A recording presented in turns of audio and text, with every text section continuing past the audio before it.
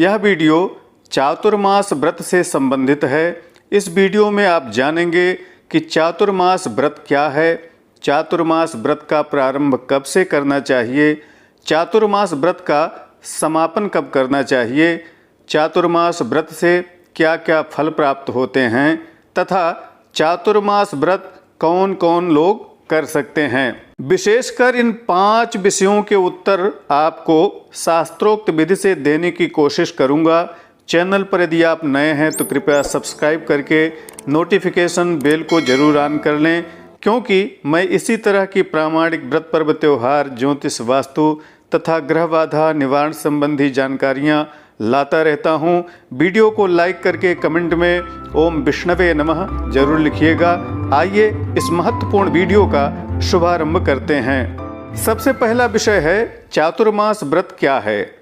इसे समझने से पहले हम यह जानते हैं कि संसार का चक्र कैसे चलता है। इसे 3 भागों में विभाजित किया गया है।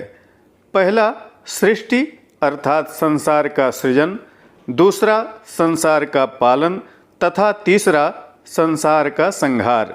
यह तीनों कार्य अलग अलग शक्तियों द्वारा संपादित किया जाता है। सृष्टि अर्थात संसार के सृजन का कार्यभार परमपिता ब्रह्मा जी करते हैं। संसार के पालन का कार्य भगवान नारायण श्री हरि विष्णु जी करते हैं।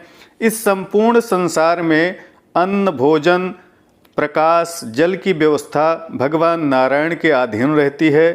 संपूर्ण सृष्टि किस तरह से अपनी मूलभूत जरूरतों को पूरा करे, यह संपूर्ण कार्य श्री हरि विष्णु जी देखते हैं। इसीलिए उन्हें सृष्टि का पालक कहा जाता है। तीसरा कार्य संहार का है, जो कि भूत भावन भगवान शंकर के अधीन है। इसीलिए उन्हें महाकाल कहा जाता है। इस तरह से इस सृष्टि का उद्भव, विकास तथा प्रलय यह क्रम चलता रहता है। चातुर्मास व्रत 4 महीनों के संकल्प को कहते हैं। 4 माह किसी भी प्रकार के व्रत को जो हम संकल्प धारण पूर्वक करते हैं उसे ही चातुर्मास व्रत कहा जाता है। मान्यता है कि इन 4 माह पर्यंत भगवान श्री हरि विष्णु जी योग निद्रा के अधीन रहकर क्षीर सागर में शयन करते हैं। कुछ मान्यताओं के अनुसार ये 4 माह वह पाताल लोक में राजा बलि के यहाँ निवास करते हैं। तो इन 4 माह में जो हम जप, तप, व्रत, उपवास, यज्ञ आदि करते हैं उससे उत्पन्न पुण्य बल से इस सृष्टि का पालन निरंतर चलता रहता है। इसीलिए इन 4 महीनों में यह सारे कार्य अत्यधिक मात्रा में समस्त सनातनियों द्वारा किए जाते हैं। मान्यता यह भी है कि इन 4 महीने सृष्टि के पालन का कार्यभार भगवान शंकर के द्वारा होता है। अब आते हैं दूसरे विषय पर कि चातुर्मास का व्रत कब से प्रारंभ करना चाहिए। चातुर्मास का व्रत आषाढ़ शुक्ल पक्ष हरिशयनी एकादशी से शुरू कर सकते हैं। उसके द्वितीय दिन अर्थात द्वादशी तिथि से प्रारंभ कर सकते हैं। इस विषय में निर्णय सिंधु तथा धर्म सिंधु कहते हैं कि आषाढ़ मास के शुक्ल पक्ष की एकादशी या द्वादशी अथवा पूर्णिमा से चातुर्मास व्रत का प्रारंभ करना चाहिए। आषाढ़ शुक्ल एकादश्याम द्वादश्याम पौर्णमास्याम वारंभः, ये 3 तिथियां व्रत में आरंभ के लिए बतलाई गई हैं। एकादशी के दिन भगवान योग निद्रा में पधारते हैं, इसलिए एकादशी या द्वादशी को इस व्रत का प्रारंभ कर लेना चाहिए। यदि किसी कारण से ये दोनों तिथियों को व्रत न शुरू कर सकें तो आषाढ़ पूर्णिमा को अवश्य प्रारंभ कर लेना चाहिए। आज का तीसरा विषय है कि यह व्रत कब समापन करना चाहिए। तो व्रत समाप्त करने के लिए मात्र एक तिथि बतलाई गई है, वह है कार्तिक शुक्ल पक्ष द्वादशी तिथि अर्थात कार्तिक शुक्ल पक्ष एकादशी, जिसे देव उठनी प्रबोधिनी एकादशी के नाम से जाना जाता है। जब उस दिन भगवान नारायण निद्रा से उठ जाते हैं तो उसी के दूसरे दिन अर्थात द्वादशी को चातुर्मास व्रत का समापन कर देना चाहिए। इस तरह से आषाढ़ शुक्ल एकादशी से कार्तिक शुक्ल एकादशी पर्यंत पूरे 4 माह इस व्रत को कर लेना चाहिए। चौथा विषय है कि चातुर्मास व्रत से क्या फल प्राप्त होता है।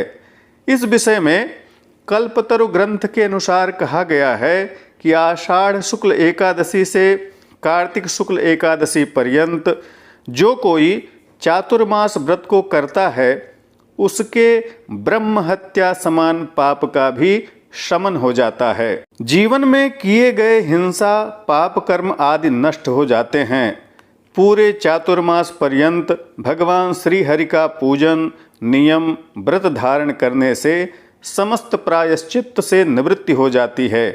कहा गया है कि प्रत्येक मनुष्य को इन 4 महीनों में किसी न किसी व्रत का आचरण अवश्य करना चाहिए। 5वां विषय था कि चातुर्मास का व्रत कौन कौन कर सकता है। जो लोग पंच देवता में से किसी भी एक देवता की पूजा आराधना करते हैं वह इस चातुर्मास व्रत को कर सकते हैं। पंच देवता अर्थात भगवान श्री हरि विष्णु, भगवान शिव, श्री गणेश जी, भगवती शक्ति तथा सूर्य, ये पंच देवता कहे गए हैं। इन 5 में से यदि आप किसी भी देवता के उपासक हैं, अर्थात यदि आप वैष्णव हैं, शैव हैं, गाणपत्य हैं, शाक्य हैं या शौर्य हैं, तो आप चातुर्मास व्रत को कर सकते हैं। इन 4 माह में किए गए व्रत उपवास के द्वारा मनुष्य अपने इष्ट देवता को प्राप्त कर लेता है, उनकी कृपा प्राप्त कर लेता है। इन पूरे 4 माह सात्विक आहार, फलाहार, एकाहार ग्रहण करें, गरिष्ठ सब्जियां, मसालों का त्याग करें। ब्रह्मचर्य निष्ठा पूर्वक व्रत को करने से फल की प्राप्ति अवश्य होती है। आशा है दी गई जानकारी आपके लिए उपयोगी होगी। जरूरतमंदों तक शेयर करके परोपकार अवश्य करें। यदि कोई शंका हो तो आप कमेंट में पूछ सकते हैं। प्रामाणिक जानकारियों के लिए बने रहें हमारे साथ। नमस्कार। जय विश्वनाथ।